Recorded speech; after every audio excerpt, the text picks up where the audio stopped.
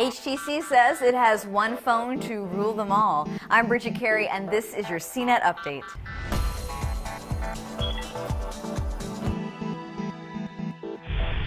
HTC has announced a brand new flagship smartphone called One.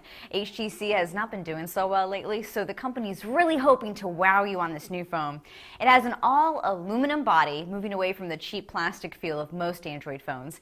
The home screen interface, called Sense, looks different. Gone are widgets like that retro flip clock. Instead, the home screen has something called Blink Feed, which is like a flipboard collection of news stories, social media updates, and photos that you can flip through.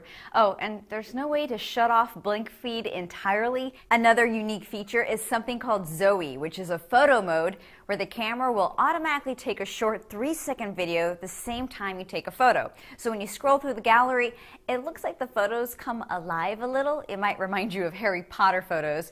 But the only people who can see Zoe files are other HTC owners, unless you convert the files. Oh, and there's also the matter of the rear camera, which is 4 megapixels. HTC calls them ultrapixels, and that the sensor can pick up more light and can work better in the dark than the iPhone or Galaxy S3. But that's going to be a hard sell for consumers who only care to look at megapixel numbers, and most top phones have 8 megapixel cameras. The company's trying to streamline its phone models this year, so the HTC One will be the same version sold at AT&T, Sprint, and T-Mobile. The 32 gig model is $200 with a 2-year contract.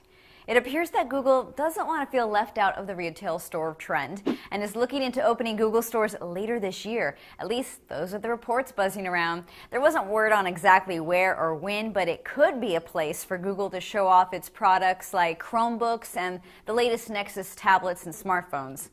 Hotmail is entering its final chapter. Microsoft is starting to move all Hotmail users to Outlook.com, the new free webmail service, and the Hotmail service is being phased out.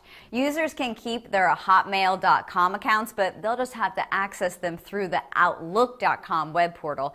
Some folks joke about people who still have Hotmail accounts, but I see no shame in Hotmail. It could be a point of pride when it's hard to get, like owning a classic car. I still have my AOL account, and I have no plans on getting rid of it because it was my first email address, and now it manages all my gray mail. But what's your take on old email addresses? Do you use Hotmail proudly or get teased for an old email account? Send me a video reply using Tout or email your comments to update@cnet.com.